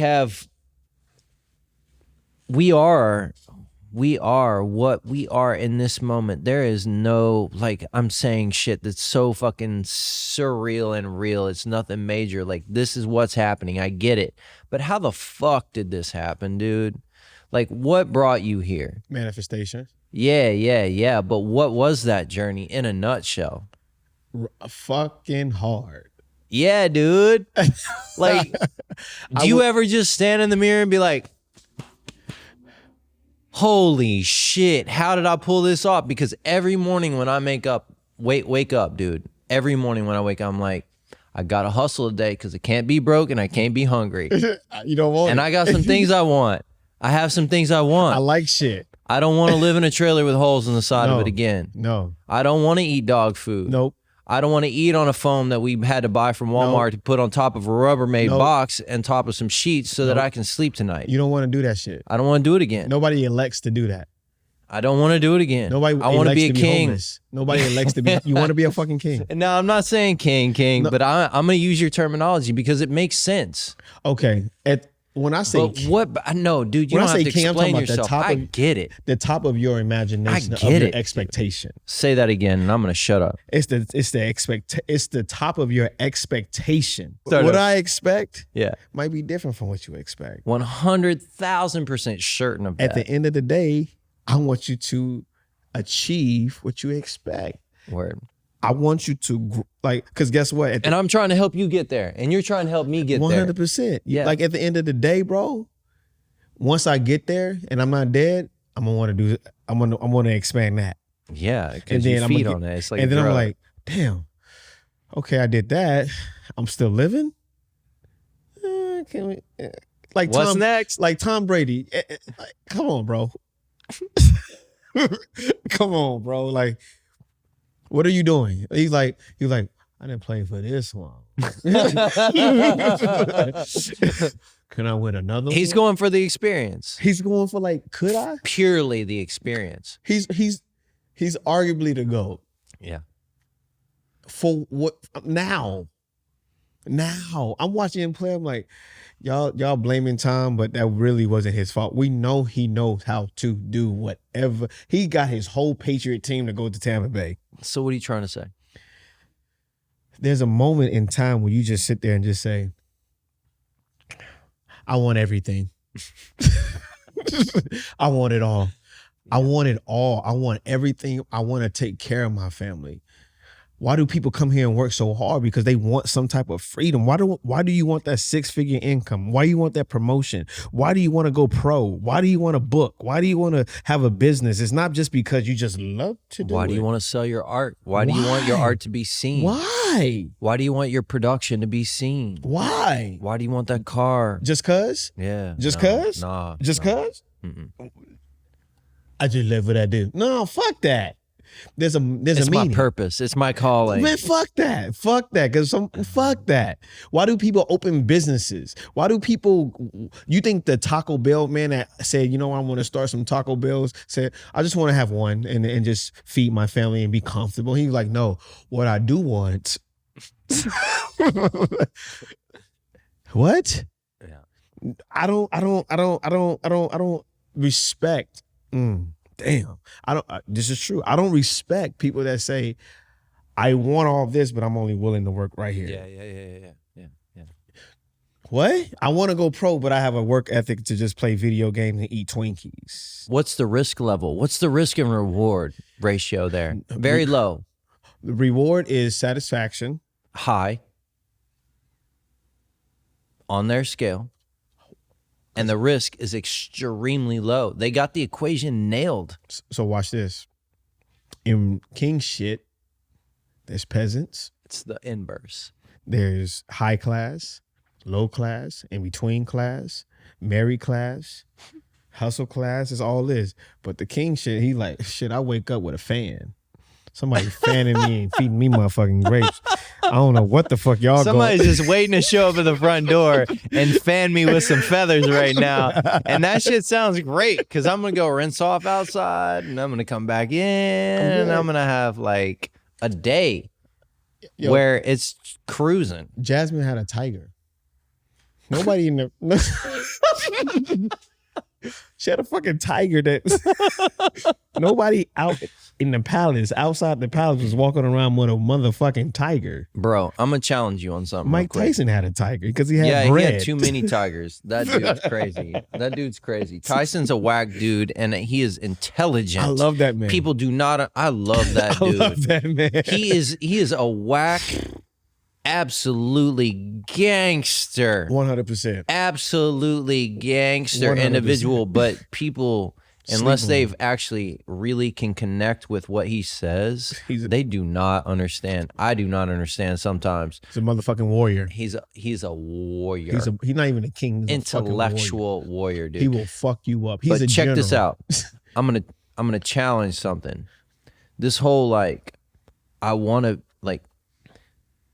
It's not status. It's capability, right? What are we really defining this as? It's capability. It's safety. It's security. It's knowing that you can get and achieve what you want because you've built a tribe. You built a foundation that can't be rocked. And when you do that, I don't care if it means money to you. I don't care if it means familia to you. I don't care if it means stuff and cars. Rich in cars, rich in houses, rich in money, rich in family, rich in whatever, rich in smarts, rich in skills, rich in equipment, rich in companies, stocks, horses, whatever your thing is, right? Whatever you're rich in, what is that value really adding to that individual? They're a king or a queen in their world because that's the value that they see, right? And so what I'm struggling with is that personally struggling with not understanding what you're saying or what we're thinking about and talking about or the concept and the method. I'm more so struggling internally with sometimes like shoes off on the beach in the sand for the rest of my life, bro. I'd be all right. Hey, bro. Inside here. Can I tell you something? Yeah. You want to know why Lion King is one of my favorite? My Yes, please. This is true shit. Like he started laughing at.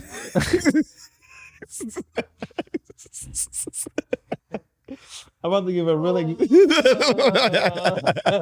I just went through some serious shit. He goes, "Yo, you want to talk about the Lion King real quick?" Listen. Yes, please. Lion King. Listen. Simba. Yeah, dude. Okay, watch the story of Simba. I don't know it. Simba raised in royal. He's talking about Simba right now. Simba raised in royalty. Yeah. Protected, safe. Father, example, mother, queen, running shit. Yeah. having fun, dude. Easy. Running amok. Got a fine ass. Having fun. Got a fine ass little girlfriend. Her mama dope. Her mama dope. The mother-in-law is awesome. Like, you never get that. Right. But what happened? A motherfucking scar, an obstacle. Right. Took his example away. Mm-hmm. Fucked everything up. The king, the resource, the one that says, I got y'all. One person. Scar didn't want to take out anybody else but his own motherfucking brother. Blood. That's why I don't fuck with family. Blood. That's why I don't fuck with Lion family, King. he said. Yeah. But really, though, right? Yeah. Cain, Abel, all the same. No, let's not forget, that was blood, brothers. Right. Scar said, I need power so much. And he had his own shit. You got all that dark shit over there with hyenas. Right. You're not good with that. No, I want all of that. He went after it. He said, let me kill the king, the example, because I can kill if I killed the king, I kill the example. And if I kill the example, what's the son gonna do? You become precedent. He runs. Yeah. He runs and grew up in what? Shit, Hakuna Matata. What a marvelous thing. Yeah. It means no worries for the rest of your days. Hakuna Matata. Hakuna Matata is saying, I don't want to accept my royalty, my kingship. I'm going to eat motherfucking bugs. Do you know what they was eating over there? Come on, they had it. They had the pride. They had everything. And you over here eating bugs under rocks with a motherfucking meerkat and a hog? That's scary too. And you grew up in that. It means no worries for the rest of your days. It's a problem free. That means there's no solution. And what they said, philosophy, Hakuna Matata. What the fuck? He almost lost his motherfucking royalty. His mom was over there getting enslaved by his own uncle, blood, that tried to kill him, that killed his father. But what did it take? A motherfucking queen to say, hey, Simba, I know where you at. Come take this shit. And she went in the gutter place and brought that motherfucker out and said, go kill the obstacle, even if it's your blood. Right. Make the shit right. Be the example. Go through the pain. Go through the insecurities. Go through, you grew up outside of your royalty. Let me remind you. That's a motherfucking queen. When a motherfucking queen can introduce you to your kingship, Obama, because Michelle is the motherfucker. Oh, she really is, though. Man. You get what I'm saying? Yeah. That is true understanding. Look at Beyonce and Jay-Z. Jay-Z would not be Beyonce. Listen, let's not get it twisted. If you know anything about a motherfucking anybody that loves anybody, look at the other one. Look at both. Look at both.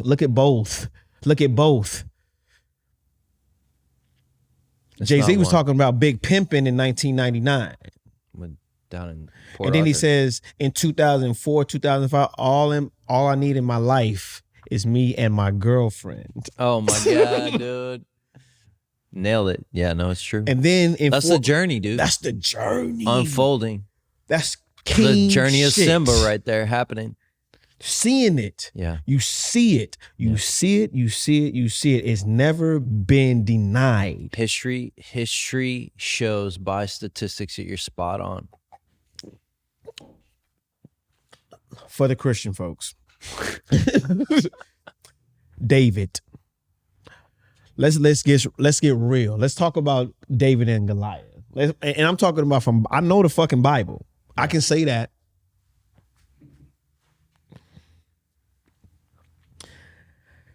David was a sheep boy, forgotten about, the runt.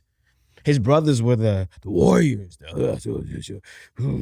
and their dad was like, "Yeah, that's my kid. Those are my son. You over there, little boy, go herd the sheep."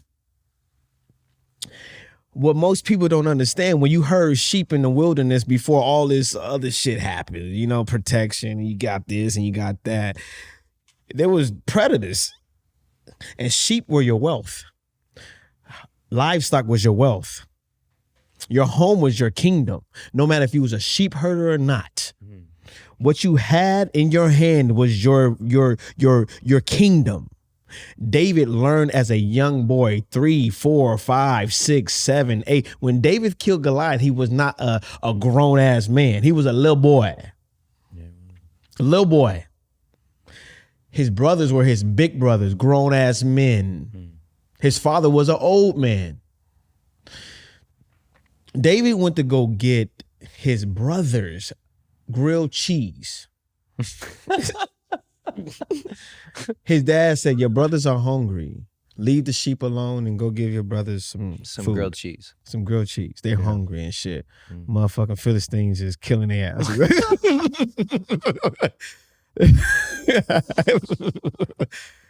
So go over there, walk, do what you do. You don't know what he goes through when you have to walk through a land of unknown to go get your motherfucking brothers some food. They need to eat their asses themselves. That's what I would have told my dad. But let's talk about it. He gets there and we're like, "What the fuck is going on? Here go y'all food, but what the fuck's going on?" He said, "Y'all tripping about this motherfucker?" Hey Peyton, can I get another drink, please? I got it. This is gonna go for another 20 or 30. All right, we're ready though. Y'all tripping? Oh, cause he big? And got like, that's how. That's my interpretation. Oh, right here, Peyton. I'm sorry, right here. The mix. Thank you. My interpretation. yeah. No, but really though. Right, and he has the ogre. Right, and he has his crew like. Right. Yeah. No, I got you. You go Goliath, go Goliath, go get him, like we do, right? And they would say, "My faith is stronger than anybody believes." He says, they like, "Oh, you gonna do something?" They were like, nah, don't let him do shit. He was like, "Nah, I do it. I got this shit." They gave him some armor, and he says, "This shit is too heavy. What the fuck? I'm little." But I got this motherfucking slingshot that I learned over time through experience of protecting what I believe in, my livestock, my livelihood, my kingdom. I've done this with lions, tigers, and bears where I've killed all these things because it mattered to me. With a slingshot, I ain't no sword. We can't afford it. Slums. I don't know how to make $1 million, but I learned how to sell dope to do what I need to do to get where I need to get, so I don't have to do that.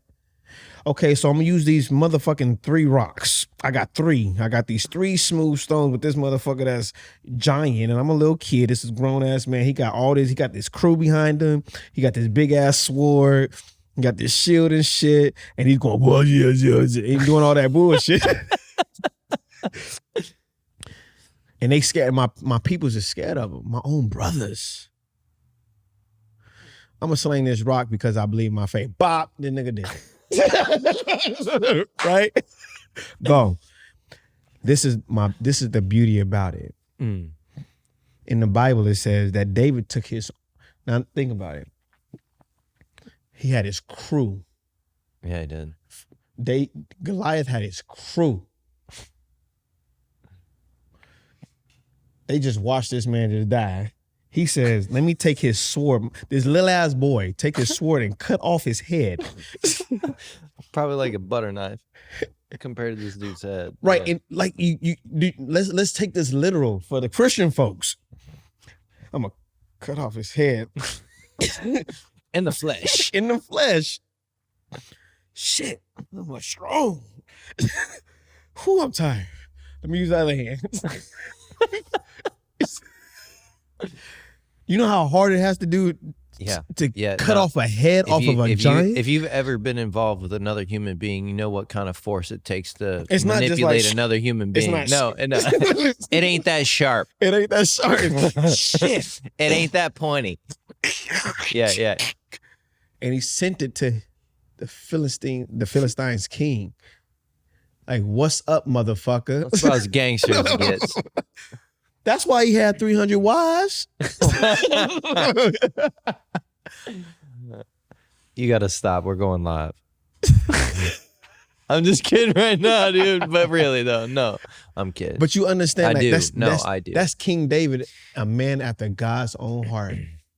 The story is the same. It never changes. The story is the same. It happens in every single thing. Yeah, no doubt. And no matter how you cut it, no matter where it is, no matter what field, Queen Elizabeth, king in Africa, prince in this, CEO in this, the top of this, the top of that, it's always about what are they doing with the resource and their powers. And what makes them different, man? I'm not a peasant. Nah, but... Tell me one peasant you remember on Aladdin, but you don't know not one of the peasants. You know who Aladdin is. I grew up that way. I grew up a peasant. But you don't want to be it. Exactly. But what I'm saying, that journey, what I'm asking you, really not saying, is like the journey, that thing that you're talking about, like that thing. It's rare. What is it? Is it genetics? No. Is it the experience? Because we all had it. To be honest so with you, it can't be what was served to you. It doesn't stop there. It's unexplained. I think it is. Because you can't put your hands because on it. Here's the thing. You have to volunteer. You have to offer. You have to be willing. You have to have the will to offer or volunteer, whatever terminology we want to use, to have everything taken away. Right? Everything taken away, or succeed and get everything that you want. But what does it take to get everything that you want or have everything taken away? You can't just bump along and cruise, right? You have to put it all on the fucking line. Or do you? Do we all just really just get lucky and get a big score? Could be. No, it doesn't work that way. Some people do, but it doesn't last. No, it was work. We think that's what happened. You know what? So how did we get here?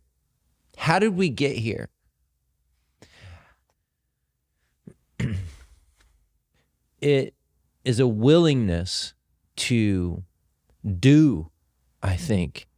But it's not just that. It's so many other things. But I think the core element of what is required to be able to really be is to be willing to experience, which is also to be open to fail. It is to be open to take it on the chin. It is to be open to lose everything in order to win. But what is the win? Is that to be able to protect your family? Is that to be able to see yourself in the light as a king? Is that to be able to have the money and be capable? Or is it to just have been there and experienced what it was like in the moment? Or are we too caught up in our emo to fucking, and our ego to feel like in the moment that was what we needed or wanted, and therefore that is what we have taken? And have we really won or have we lost? And when you play real fucking deal games of strategy, when you think you're winning, you have lost beyond your life. Like your life you have won maybe when you have that last breath, but you don't know what the impact of what you have done on multiple generations down the road. It's strategic planning as its most, like, the unknown is unknown. Christian religion and Catholics and all of Christianity, all religion in itself was spawned from the best intent possible. Right. Yet it has caused death and war and dishonor and rage throughout the world of the people that live here today. And it is still the essence of real deal and biological weapons. The wars that we cannot handle. I only use biological weapon as as a modern day example of the worst possible fucking situation. That's true. That's 100% true. So what really fucking got us here? What really gets us here? Is it the thing that we want, the thing that we need to be a king, to be a thing, to be anything? Or is it to experience and to buy into our own shit? And I don't mean shit to be negative. I'm playing like you do, like a bit with words. Is it to buy, from one perspective, buy into someone's shit, from another perspective, to buy into someone's dream, right? Hitler had a dream. MLK had a dream. The path there was very different. Pause that. Don't forget that. Because Martin Luther King caused death. Oh, no. Yeah, it all does, though, bro. Either way. All does. Hitler caused death and division. I Have a Dream caused death and division. Cause what your perspective of what reason is based off your perception. Yeah.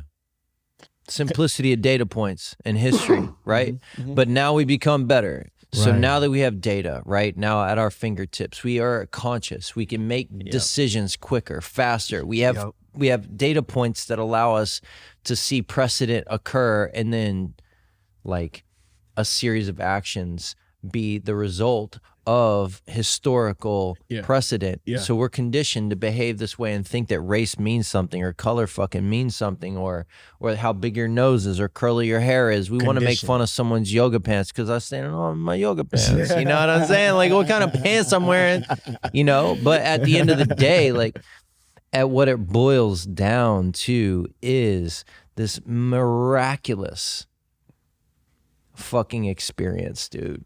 I can tell you this, man. You ready for this? Yeah, man. I'm about to share something. Please. That's why we're here, dude. All right. Send it. I'm releasing.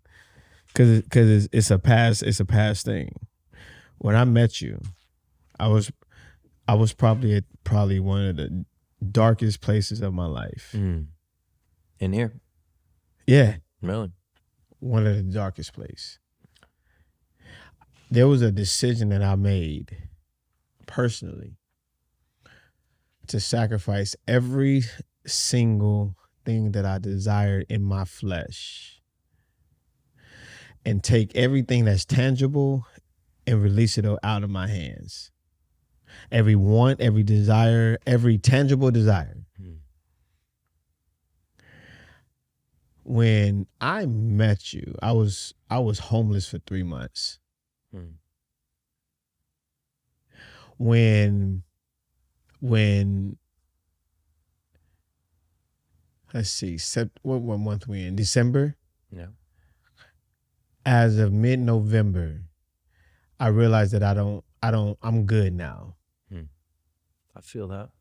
I don't need anything because I don't have to be stationary. You see how I move? Yeah. Because now I'm good. Yeah. Because I realized that the sacrifice of not needing what everybody desires. Yes, I would love. During those times, taking cold motherfucking showers and eating where you can't eat and having to program your shits and having to program where you go use the bathroom and still doing what you need to do and not giving the impression that you're not doing well, because it's not the fact that I wasn't doing well, it was that I was sacrificing everything that I was gaining. I don't know the situation you went through, but I've been through that situation before. I know you do. That's why we connect. I want to say that. Like, I didn't live that with you. No. Or in you, but I've been through that similar shit. It's a weird place to be. It's a weird place to be. How long you been out of the military now? 2018, January 28th, 2018. January 2018. Yep. 3 years ago. Yeah. I've been out of the service for 15 years. Mm-hmm. First 5 years of my life, it was a bumpy road, bro. Right. They whack you up. Right. They whack you up nice and good, don't they? But you know what they also do? You learn make how to you survive. Fucking sturdy, don't they?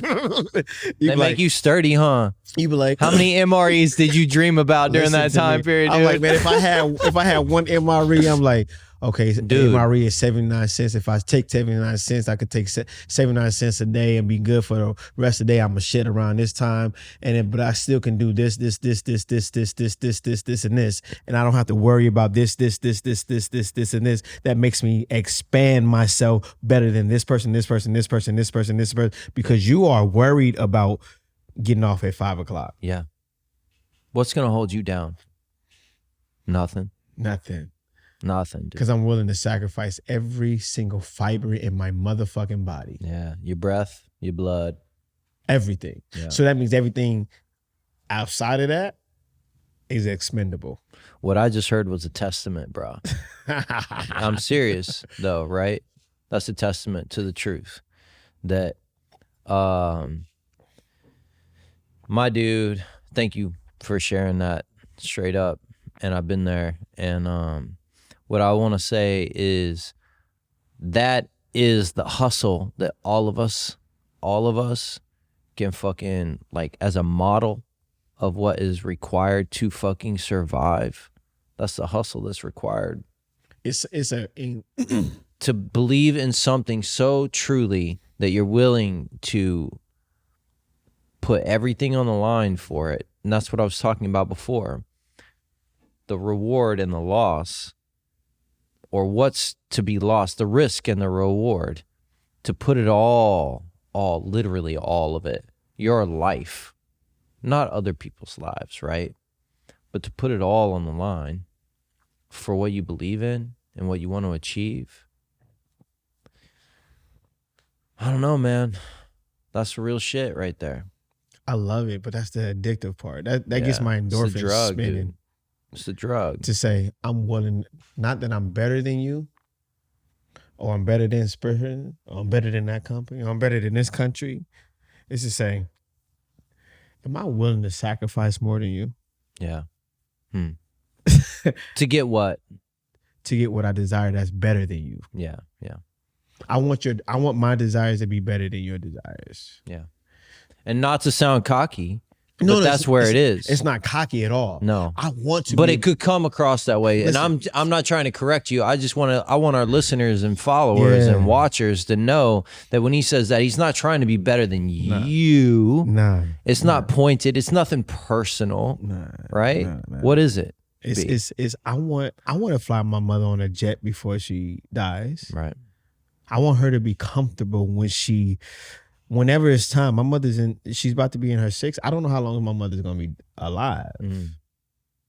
I know that. I don't know my father, but I want my family as they go, because I've seen too many family members go in pain.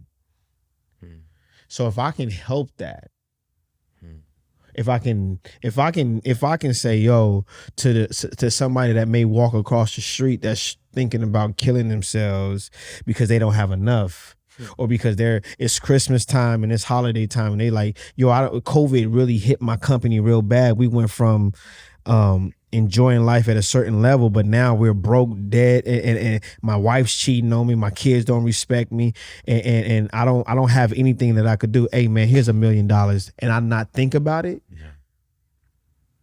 Not to give it to him because he didn't work for it, because shit happens. Shit does happen, man. Shit happens like that, for real. Before he blows his brains out and his son and his daughter only looks at him an example of someone that had it and then didn't have it and then quit. Hey, bro, here's $1 million, man. I don't know who you are, what you do, what you need, or what your struggle is, but here you go. And not think twice, not want nothing from him, I don't need to keep in touch with you. That's why I want to make so much money. That's why I want to make so much impact, is because that really happens. Let's make that happen. You feel what I'm saying? Yeah, I do. I absolutely feel what you're saying. There it is. Yes. There it is. That's the reason I do what the fuck I do. Yeah, yeah. Which is everything. Let's make that happen. You got to hustle till you make that happen. I get it. That's that king shit. That's the dream. That's the king shit. Yeah. No, I get it. Yeah. I want to make somebody's dreams come true. You feel what I'm saying? I do. I wanted somebody to say, yo, I want to be the best tattoo artist in the world. What's needed? Are you willing? Right. All I need to know is I want to be able to say, are you willing? And resources is not a problem. Facilitate. That's it. Hustle. That's it. Connect the dots. That's it. Right. You need a resource? Boom. Because they're everywhere. They're everywhere, bro. All you got to do is connect with them. That's it. Yeah. No, you need money? Got it. You need to eat better? Got it. Yeah. You need somewhere to be able to paint? Done. Got it. You need mentorship? Done. You need examples? Done. Don't matter where you come from, what happened, what you've been through, who's in your corner, who's not in your corner. Do you want this shit or not? Yeah? Let's make it happen. Word. I can't think of anything better to rap on, dude. I'm going to be honest. I can't think of a better way to rap it. That's where it is. I'm not going to use your official name, so I'm going to let you do it. Mr. B. I'm introducing Mr. B on SoCal Vibes. What a sesh. It's a pleasure to drink champagne and tequila. We're going to make that a thing and brand it. Got it. But appreciate your time, brother. Hey, man, I appreciate you. We'll talk soon. Real talk. Hey, we family. Indeed. All right. Cheers, y'all. You. Happy single.